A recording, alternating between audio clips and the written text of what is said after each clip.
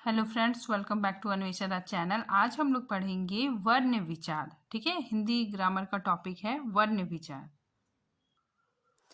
तरुण गुब्बारा लाया। ठीक है, ये क्या है? एक वाक्य है। ठीक है, बोलते समय हमारे मुख से कुछ ध्वनियां निकलती है। ठीक है, जब भी हम कुछ भी बोलते हैं तो क्या होता है ना, वो ध्वनि है। ठीक, जैसे देखिए तरुण। तरुण को अगर हम तोड़ेंगे तो इसमें कितना है? 6 ध्वनि है। ठीक है, जैसे देखो तरुण को अगर हम तोड़ रहे हैं तो त हलंत प्लस आ प्लस र। ठीक है, र हलंत प्लस ऊ। ठीक है, प्लस न प्लस आ।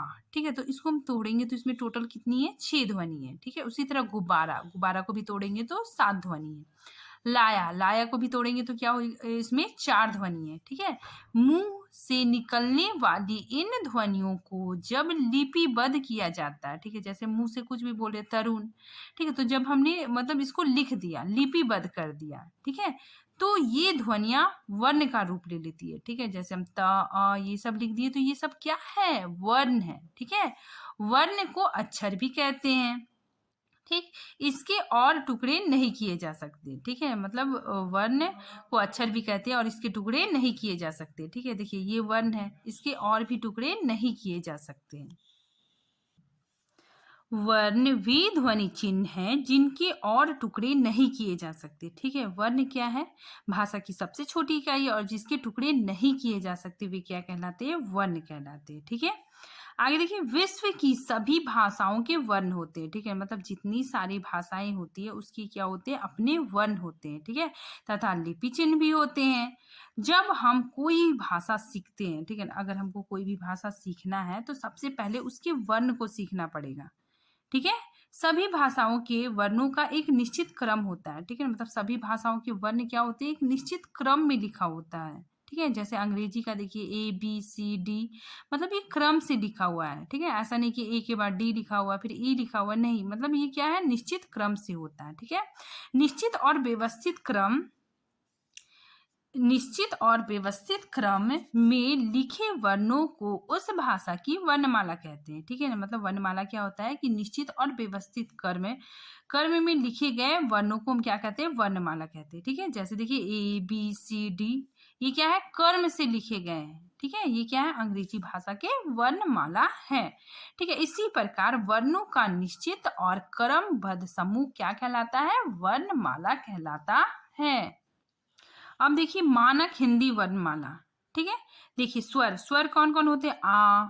आ ई उ ऊ री ए ओ औ। तो ये क्या है? स्वर है। ठीक है, स्वरों की संख्या कितनी? 11।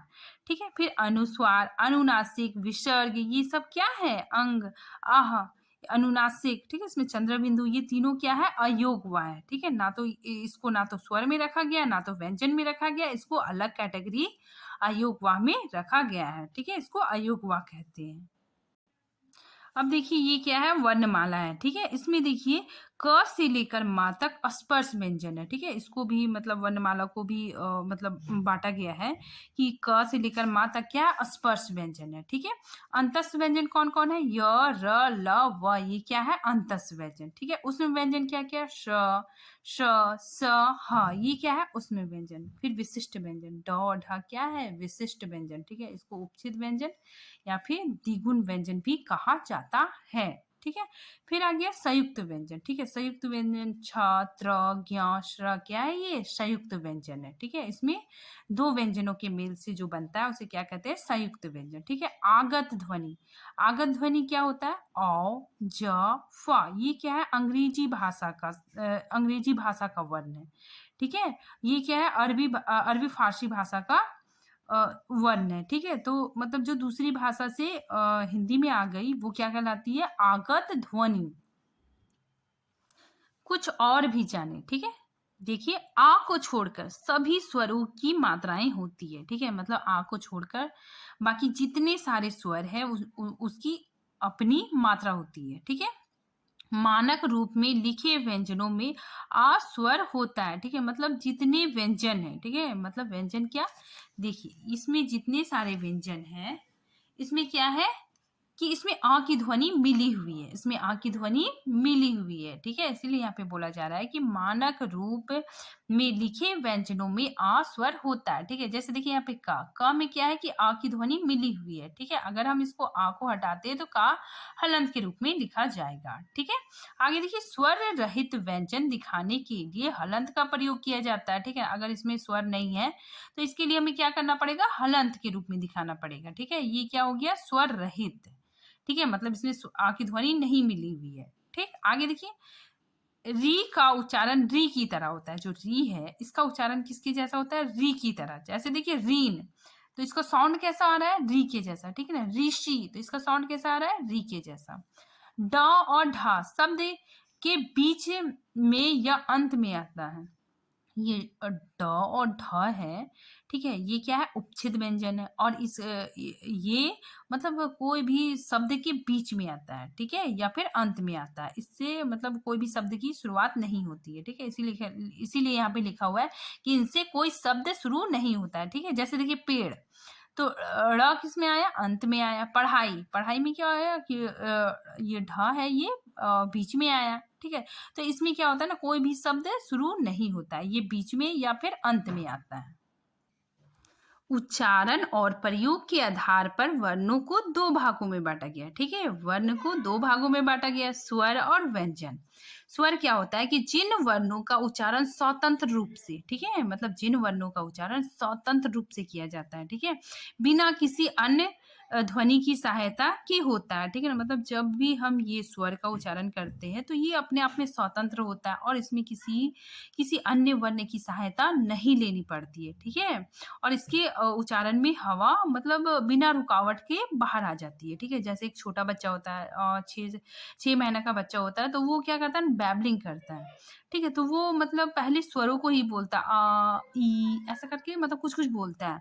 तो ये जब इसका उच्चारण हम करते हैं तो इसमें हवा मतलब बिना रुकावट के बाहर आती है। ठीक है, और ये मतलब स्वतंत्र रूप से मतलब ये अपने आप में स्वतंत्र होता है और इसके उच्चारण में किसी अन्य ध्वनि की सहायता नहीं लेनी पड़ती है। वो क्या कहलाता है, स्वर कहलाता है। स्वर के भी भेद होते हैं। ठीक है, स्वर के कितने भेद होते हैं, स्वर के 3 भेद होते हैं।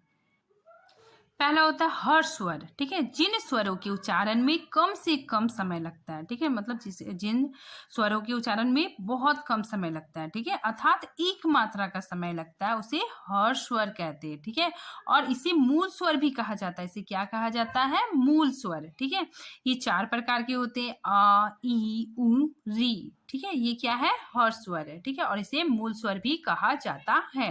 नेक्स्ट देखिए दीर्घ स्वर। दीर्घ इसके नाम से ही पता चल रहा है, बड़ा। ठीक है, या फिर लंबा। ठीक है, मतलब जिन स्वरों के उच्चारण में हर स्वर से मतलब ये हर स्वर से दुगुना, ठीक है, मतलब 2 मात्रा का समय लगता है, उसे दीर्घ स्वर कहते हैं। ठीक है, देखिए इसकी संख्या 7 है। आ ई उ ए ऐ ओ औ, ये क्या है, दीर्घ स्वर है। ठीक है, और इसके उच्चारण में हर स्वर से दुगुना समय लगता है। नेक्स्ट देखिए प्लुप्त स्वर। ठीक है, जिन स्वरों के उच्चारण में दीर्घ स्वर से भी अधिक समय लगता है। ठीक है, इसमें क्या होता है कि दीर्घ स्वरों से भी अधिक समय लगता है। ठीक है, मतलब 3 गुना समय लगता है, उसे क्या कहते हैं, प्लुप्त स्वर। ठीक है, जैसे देखिए ओम, तो ये साइन जो दिया हुआ है एस का, इससे पता चलता है कि ये क्या है, प्लुप्त स्वर है। ठीक है, और इसको जब हम उच्चारण करते हैं तो थोड़ा लंबा खींचते हैं, जैसे ओम राम। ठीक है, तो ये क्या है, प्लुप्त स्वर। ठीक, अब देखिए स्वरों की मात्राएं। ठीक है, ये क्या है, देखिए ये सब मात्राएं हैं। ठीक है, तो इसमें बताया जा रहा है कि जब स्वर, ये क्या है, स्वर, ठीक है ना, व्यंजन के साथ मिलकर प्रयोग किए जाते, जब ये क्या है, व्यंजन है। ठीक है, तो व्यंजन के साथ जब मिलकर प्रयोग किए जाते तो इसका स्वरूप बदल जाता है। ठीक है, जैसे देखिए ऊ है, इसका मात्रा ऐसे किया हुआ है और फिर ये जब व्यंजन में यूज होता है तो क्या होता है, इसका स्वरूप बदल जाता है। ठीक है, इसीलिए यहाँ पे बोला जा रहा है जब स्वर व्यंजन के साथ प्रयोग किए जाते हैं तब उसका स्वरूप बदल जाता है। उसके बदले हुए स्वरूप को ही मात्राएं कहते हैं। ठीक है, इसको क्या बोलते हैं, मात्राएं कहते हैं। ठीक है, आगे देखिए आ की मात्रा नहीं होती है। ठीक है, आ की कोई भी मात्रा नहीं होती है। ठीक है, लेकिन हर वर्ण के साथ आ की ध्वनि मिली हुई होती है। ठीक है, हर वर्ण के साथ आ की ध्वनि मिली हुई होती है। सभी व्यंजन आ की सहायता से बोले जाते हैं। जितने सारे व्यंजन होते हैं वो मतलब आ की सहायता से बोले जाते हैं। आ रहित व्यंजन हलंत लगाकर लिखे जाते हैं। ठीक है ना, अगर हम उसमें आ की ध्वनि निकाल देंगे तो उसमें उसको हलंत हलंत हलंत देके लिखेंगे। ठीक है, जैसे यहाँ पे देखिए आ रहित व्यंजन, ठीक है, मतलब इसमें आ की ध्वनि नहीं है तो इसमें हम क्या कर रहे हैं, हलंत लगा रहे हैं। ठीक है, क हलंत, प हलंत, त हलंत और च हलंत। उसी तरह यहाँ पे आ सहित व्यंजन, मतलब इसमें आ की ध्वनि मिली हुई है। ठीक है, तो असहित है ये, तो ये क्या हो जाएगा, क पूरा लिखाएगा, प त च। तो इसमें क्या है कि आ की ध्वनि इसमें मिली हुई है। आगे देखिए अयोगवा, ठीक है, ये तीनों क्या है, अयोगवा है। ठीक है, अनुस्वार, अनुनासिक और विसर्ग, ये क्या है, अयोगवा है। ठीक है, हिंदी वर्णमाला की ये ध्वनियां आ के योग से बनती है। ठीक है ना, मतलब इसका जो निर्माण होता है, मतलब इसमें आ का योग होता है। ठीक है, इसीलिए हिंदी वर्णमाला की ये ध्वनियां आ के योग से बनती है, इसीलिए इसे अयोगवा कहा जाता है। ठीक है, ये ना तो स्वर होती है ना तो व्यंजन होता है, ये क्या होता है, अयोगवा। ठीक है, अनुस्वार, ठीक है, अनुस्वार अनुस्वार ऐसे लिखा जाता है। ठीक है, ऊपर बिंदी होता है। इस ध्वनि का उच्चारण केवल नाक से होता है। ठीक है, इस ध्वनि का उच्चारण हम लोग कैसे करते हैं, नाक से करते हैं। ठीक है, इसका उच्चारण ना या माँ के समान होता है। ठीक है, और इसका चिन्ह क्या होता है, शिरोरेखा के ऊपर बिंदी के जैसा। ठीक है, प्रत्येक वर्ग का पांचवा वर्ण अनुस्वार होता है। ठीक है, मतलब प्रत्येक वर्ग का जो पांचवा वर्ण होता है वो क्या होता है, अनुस्वार होता है। ठीक है, जैसे देखिए गंगा, गंगा में क्या है, ये जो अंगा लिखा हुआ है ये क्या है, पांचवा पांचवा वर्ण है, क ख ग घ अंगा। तो इसके स्थान पे हम लोग अनुस्वार का भी प्रयोग करते हैं। जैसे यहाँ पे देखिए गंगा, ठीक है, तो अब ऐसे लिखा जाने लगा तो ये इसको हटा के हम लोग यहाँ पे क्या कर लिए, अनुस्वार का प्रयोग किए हैं। ठीक है, उसी तरह देखिए कंचन, कंचन में भी देखिए यहाँ पे इया लिखा हुआ है। ठीक है, तो ये क्या है, इया क्या है, मतलब पांचवा वर्ण है। ठीक, तो इसको मतलब हटा के अनुस्वार का भी प्रयोग किया जाता है। ठीक है, उसी तरह ठंडा में भी देख लीजिए, ये क्या है, टा वर्ग का पांचवा वर्ण है और इसको हटा के यहाँ पे अनुस्वार का प्रयोग किया गया है। ठीक, नेक्स्ट देखिए अनुनासिक, अनुनासिक में क्या होता है कि जिन ध्वनि का उच्चारण मुंह और नाक से होता है, मतलब अनुनासिक का उच्चारण किससे होता है, मुंह और नाक दोनों से होता है, उसे अनुनासिक कहते हैं। इसके उच्चारण में हवा मुख और नाक दोनों से निकलती है। ठीक है, और इसका चिन्ह क्या होता है, शिरोरेखा के ऊपर ये चांद, ठीक है, चंद्र बिंदु। ठीक, जैसे देखिए आंख, पांच, तांगा आदि। ठीक, अब आ गया विसर्ग, विसर्ग में क्या होता है कि इस ध्वनि का उच्चारण हल्के हा के समान होता है। ठीक है, मतलब इसका उच्चारण हम लोग कैसे करते हैं, हा के समान करते हैं। इसका चिन्ह होता है ऐसे। ठीक है, विसर्ग, जैसे देखिए प्रातः, यहाँ पे मतलब प्रातः हा के जैसा हल्का हल्का साउंड आ रहा है। ठीक है, अंततः आदि, तो ये क्या हो जाएगा, विसर्ग। अब देखिए अनुस्वार और अनुनासिक में क्या अंतर है। ठीक है, इन दोनों ध्वनियों का उच्चारण भिन्न होता है। इन दोनों ध्वनियों का उच्चारण क्या होता है, भिन्न होता है। ठीक है, अनुस्वार का उच्चारण नाक से होता है जबकि अनुनासिक का उच्चारण नाक और मुंह दोनों से होता है। ठीक, अनुस्वार में देखिए हम लोग बोलते हैं अंश, इसमें जब बोलते हैं अंश तो हमारा नाक नाक मतलब क्या होता है ना कि वाइब्रेट करता है, तो अंश, हंस, पंच, चंद्र। ठीक है, अनुनासिक में आंख। ठीक है, पांच, तो इसका उच्चारण जब हम करते हैं तो नाक और मुंह से ही, मतलब दोनों से हवा निकलती है। ठीक है, मतलब नाक और मुंह दोनों से उच्चारण होता है। अब देखिए व्यंजन, ठीक है, अब हम लोग व्यंजन पढ़ेंगे जिन वर्णों का उच्चारण स्वरों की सहायता से होती है। ठीक है, मतलब व्यंजन का उच्चारण स्वरों की सहायता से ही होती है। ठीक है, वो व्यंजन कहलाते हैं। इनके उच्चारण में हवा रुक रुक कर मुंह से बाहर निकलती है। ठीक है, जब हम व्यंजन बोलते हैं तो हवा मतलब रुक रुक कर बाहर निकलती है। ठीक है, ये कितने होते हैं, 35 होते हैं। व्यंजन को भी 3 भागों में बांटा गया है। पहला क्या है, स्पर्श व्यंजन, अंतस्थ व्यंजन और उष्म व्यंजन। ठीक है, स्पर्श व्यंजन क्या होता है, जिन व्यंजनों का उच्चारण करते समय जीहवा, हमारा जो जीव है, ठीक है, मुंह के किसी न किसी भाग को छूती है। हमारा जीव क्या करता है, किसी न किसी भाग को छूता है। ठीक है, उसे क्या कहते हैं, अस्पर्श व्यंजन। ठीक, हिंदी वर्णमाला में 25 स्पर्श व्यंजन है। हिंदी वर्णमाला में कितने हैं? 25 स्पर्श व्यंजन है, ठीक है? और जिन्हें 5 वर्गों में बांटा गया है। जिन्हें क्या किया गया है? 5 वर्गों में बांटा गया है। जैसे देखिए ये क्या है? क, ख, ग, घ, अंगा। तो ये इसका जो क है, इसी के आधार पे इसके वर्ग का नाम रखा गया है क वर्ग, ठीक है? उसी तरह पे च, छ, ज, झ, इया। तो ये च लिखा हुआ है, इसी के ये चा के इसी के नाम पे इसका वर्ग का नाम रखा गया है च वर्ग, ठीक है? उसी तरह ट वर्ग, उसी तरह त वर्ग, उसी तरह प वर्ग, ठीक है?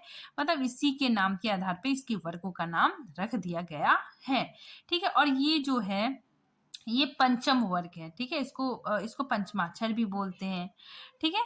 और ये ड और ढा भी है, ठीक है?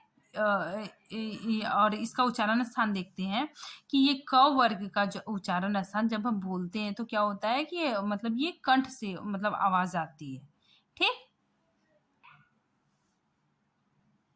अब देखिए च वर्ग, ठीक है? च, छ, ज, झ, इया, ठीक है? जब इन वर्णों का हम उच्चारण करते हैं तो हमारा जीवा क्या होता है?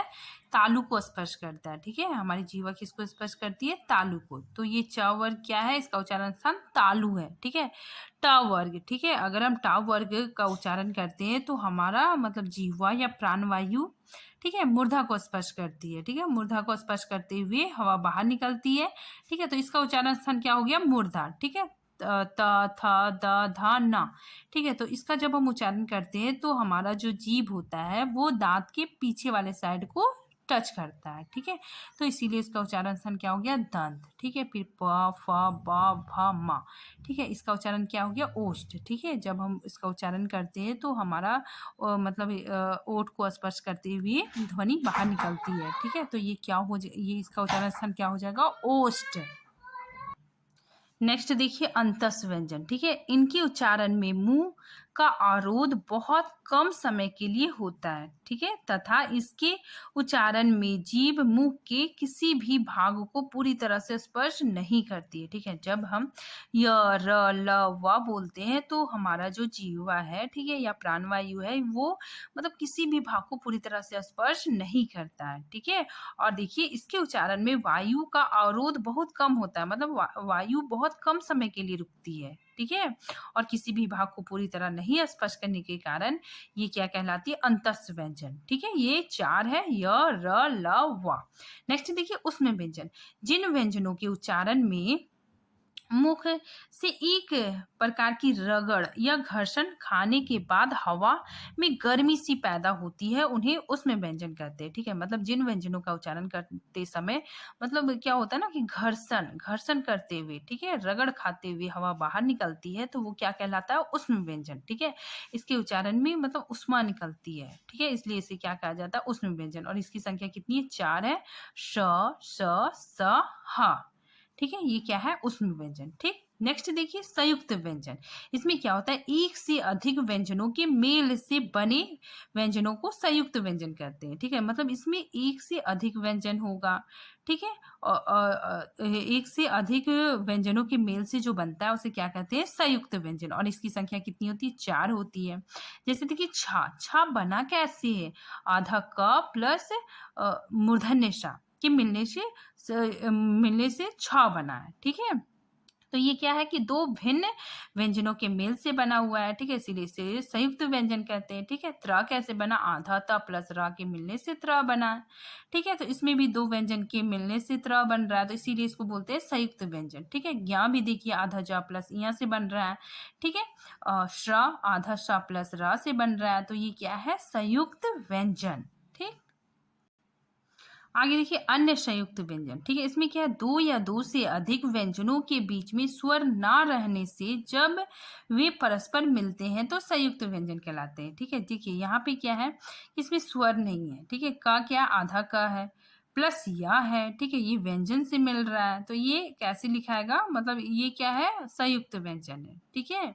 और इसमें भी देखिए आधा त है, ठीक है? इसमें आ की ध्वनि नहीं मिली हुई है, ठीक है? तो ये आधा त है और या है, तो ये क्या है? संयुक्त व्यंजन, ठीक है? ये क्या है? अन्य संयुक्त व्यंजन भी है, जो क्या है कि दो या दो से अधिक व्यंजनों के बीच में स्वर ना रहे, देखिए इसमें स्वर नहीं है, ठीक है? स्वर ना रहने पर ये आपस में मिलते हैं तो इसे क्या कहते हैं? संयुक्त व्यंजन। आगे देखिए द्वित्व व्यंजन। इसमें क्या है कि जब एक व्यंजन ध्वनि अपने समान अन्य व्यंजन ध्वनि ध्वनि से संयुक्त होती है तो उसे द्वित्व व्यंजन कहते हैं। ठीक है, द्वित्व व्यंजन में क्या होता है कि ये मतलब एक ही समान व्यंजन होते हैं। ठीक है, मतलब का के बाद का ही होगा। ठीक है, और एक क्या होगा स्वर रहित होता है, एक क्या होता है स्वर सहित होता है, तो वो क्या कहलाता है द्वित्व व्यंजन। ठीक है, जैसे देखिए आधा टा प्लस टा है तो फिर ये क्या बन गया लट्टू। ठीक है, तो ये एक ही समान व्यंजन है। ठीक, और एक ही समान व्यंजन है और एक स्वर रहित है और एक स्वर सहित है, तो वो क्या कहलाता है द्वित्व व्यंजन। ठीक है, आगे बता रहा है कि संयुक्त व्यंजन और द्वित्व व्यंजन में क्या अंतर है। ठीक है, जब अलग अलग वर्ण आपस में मिलते हैं, ठीक है, अलग अलग वर्ण क्या करते हैं आपस में मिलते हैं, तो वो क्या कहलाते हैं संयुक्त व्यंजन। ठीक है, और जब समान वर्ण आपस में मिलते हैं तो वो क्या कहलाते हैं द्वित्व व्यंजन। ठीक है, मतलब जब अलग अलग वर्ण मिलेंगे तो क्या कहलाएंगे संयुक्त व्यंजन, और जब समान वर्ण मिलेंगे तो क्या कहलाते हैं द्वित्व व्यंजन। ठीक है, अब देखिए वर्ण संयोग। वर्ण संयोग मतलब क्या होता है कि दो अलग अलग वर्ण आपस में मिलते हैं तो वो क्या कहते हैं वर्ण संयोग। ठीक है, वर्णों के परस्पर मेल। ठीक है, इसमें क्या होता है कि वर्ण आपस में मिलते हैं। ठीक है, तो उसको क्या कहते हैं वर्ण संयोग। ठीक है, ये दो प्रकार के होते हैं। एक होता है व्यंजन और स्वर का संयोग होता है। पहले क्या होगा व्यंजन होगा क ख ग घ। ठीक है, और स्वर क्या हो गया आ ई। ठीक है, तो ये दोनों का संयोग होता है। ठीक है, स्वर के योग के बिना व्यंजनों का उच्चारण नहीं हो सकता। ठीक है, मतलब व्यंजन का उच्चारण मतलब व्यंजन का उच्चारण स्वरों की सहायता से ही होती है। ठीक है, जैसे देखिए पा में हलंत है प्लस आ, ये मिलने पा ई तो क्या बन गया पी।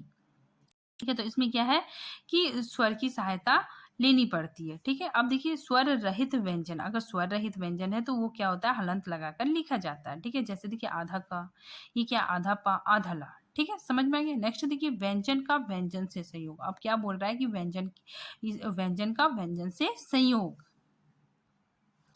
स्वर रहित व्यंजन को व्यंजन से जोड़ने पर, ठीक है, मतलब एक क्या होगा स्वर रहित व्यंजन। ठीक है, मतलब एक ऐसा व्यंजन होगा जिसमें स्वर नहीं होगा। ठीक है, वो हलंत में होगा। ठीक है, को स्वर को व्यंजन से जोड़ने पर संयुक्त व्यंजन बनते हैं। ठीक है, उन्हें जोड़ने के लिए निम्नलिखित बातों का ध्यान रखना चाहिए। ठीक है, देखिए खड़ी पाई हटाकर, खड़ी पाई मतलब एक डंडा। ठीक है, जैसे यहाँ पे डंडी दिया हुआ है। ठीक है, जिन व्यंजनों के अंत में खड़ी पाई होता है, मतलब जिन व्यंजनों के अंत में क्या होता है खड़ी पाई होता है। ठीक है, उन्हें जोड़ने के लिए स्वर रहित खड़ी पाई वाले व्यंजन की पाई हटा दी जाती है, मतलब इसमें पाई हटा दी जाती है। ठीक है, जैसे यहाँ पे देखिए खड़ी पाई है, ये हलंत में रखा हुआ है, अगर हम इसको मिला के लिखेंगे तो इसकी पाई हटा दी जाती है। ठीक, जैसे यहाँ पे बन गया विख्यात। उसी तरह यहाँ पे देखिए इसमें भी खड़ी पाई है, तो इसमें इसको मिला के लिखेंगे तो ये खड़ी पाई हट जाएगा, तो क्या बन जाएगा ये अन्य। ठीक, नेक्स्ट देखिए घुंडी हटाकर। ठीक है, इसमें बताया जा रहा है क फ।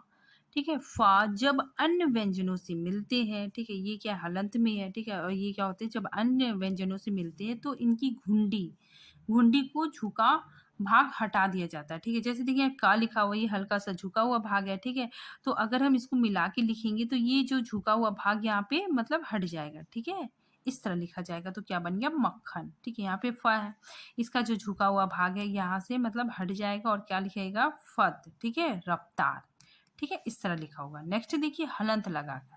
ठीक, बिना पाई वाले स्वर रहित व्यंजन। ठीक है, बिना पाई वाले हैं, देखिए ये तो बिना पाई वाला पाई मतलब क्या होता है ये ऐसा डंडी। ठीक है, तो ये बिना पाई वाले व्यंजन है। ठीक है, जब किसी व्यंजन के साथ मिलते हैं, जब ये किसी व्यंजन के साथ मिलते हैं तो इनके नीचे हलंत का प्रयोग किया जाता है। इसके नीचे क्या किया जाता है हलंत का प्रयोग किया जाता है। जैसे यहाँ पे द हलंत में लिखा हो प्लस या लिखा हुआ है तो क्या बन गया विद्यालय, मतलब हलंत यहाँ पे जो का तो आ जाएगा। ठीक है, उसी तरह पे यहाँ पे देखिए द हलंत में ध लिखा हुआ तो क्या बन गया उद्धार, तो ये हलंत के रूप में लिखा जाएगा। ठीक है, इसीलिए यहाँ पे बोला बताया जा रहा है कि बिना पाई वाले स्वर रहित व्यंजन। ठीक है, जो ये क्या है बिना पाई वाले स्वर रहित व्यंजन है। ठीक है, मतलब आधा हलंत के रूप में लिखा हुआ गया है। और इसमें क्या होता है कि जब कोई व्यंजन मिलेगा तो ये मतलब हलंत के रूप में जो का तो लिखा जाएगा।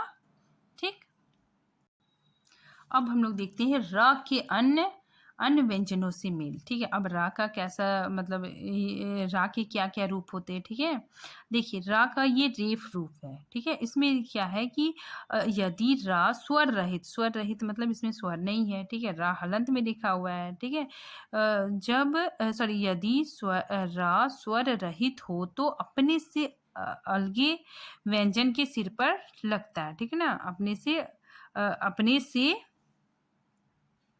अगले व्यंजन के सिर पर लगता है। ठीक है, यहाँ पे देखिए, यहाँ पे रा अगर बीच में आता है, सो आधा रा अगर बीच में आता है तो क्या होता है ना, ये रा ऊपर चढ़ जाता है। ठीक है, धर्म ऐसे लिखाता है। ठीक है, करम, तो करम में ये रा लिखा हुआ है, ये क्या होता है, ये मतलब वर्ण के ऊपर चढ़ जाता है। ठीक, नेक्स्ट देखिए, यदि रा से पूर्व का व्यंजन स्वर रहित हो तो देखिए रा से पूर्व क्या व्यंजन क्या है, स्वर रहित है। ठीक है, तो रा पूर्ण व्यंजन के नीचे ऐसे, ठीक है, पदेन रूप में लिखा जाएगा। ठीक है, जैसे यहाँ पे देखिए पा लिखा हुआ है। ठीक है, और ये खड़ी पाई का भी लेटर है। ठीक है, और रा है, तो इसमें क्या होता है ना कि ये रा यहाँ पे नीचे लग जाता है। ठीक है, तो इस तरह बनता है प्रकाश। ठीक है, प्रकाश ऐसे देखने में तो लग रहा है कि पा पूरा है। ठीक है, और रा आधा है, लेकिन नहीं, इसमें र पूरा होता है और पा आधा होता है। ठीक है, उसी पे देखिए द प्लस र है। ठीक है, तो इसमें भी क्या हो रहा है ना कि ये जो रा है यहाँ पे नीचे आ जा रहा है। ठीक है, तो क्या बन गया, द्रवित। ठीक है, नेक्स्ट देखिए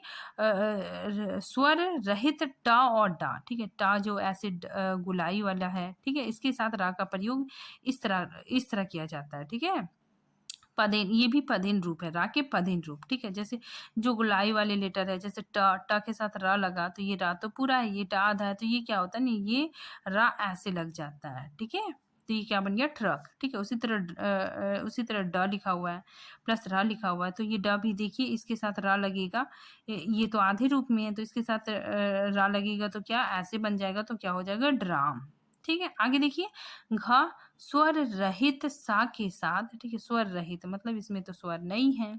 ठीक है, के साथ रा, अगर इस तरह रा का प्रयोग होता है तो ये कैसे लिखा जाएगा, सा प्लस रा, ये इसमें ये इस तरह लिखा जाएगा। ठीक, आगे देखिए विशेष व्यंजन। ठीक है, ड और ढ हिंदी का विशेष व्यंजन ध्वनि है। ठीक है, ये क्या है, हिंदी का विशेष व्यंजन ध्वनि है। ठीक है, इसके उच्चारण में अगर हम इसका उच्चारण करेंगे तो क्या होता है ना कि जीभ के ऊपर, सॉरी इसके उच्चारण में जीभ को ऊपर उठाकर, ठीक है, मतलब जीभ जीभ को ऊपर उठाकर आगे की और उपछित, उपछित मतलब फेंका किया जाता है। ठीक है, मतलब यहाँ बताया जा रहा है कि अगर हम ड और ढ का उच्चारण करेंगे तो हमारा जो जीभ होता है ना वो मुड़ जाता है। ठीक है, थोड़ा सा मतलब आगे आगे की तरफ मुड़ जाता है। ठीक है, मुड़ के थोड़ा सा आगे फेंकता है, इसीलिए इसे उपछित ध्वनि भी कहा जाता है। जैसे देखिए ड ढ का प्रयोग शब्द के बीच में होता है। ठीक है, बीच में या अंत में होता है, इसका प्रयोग बीच में या अंत में होता है। ठीक है,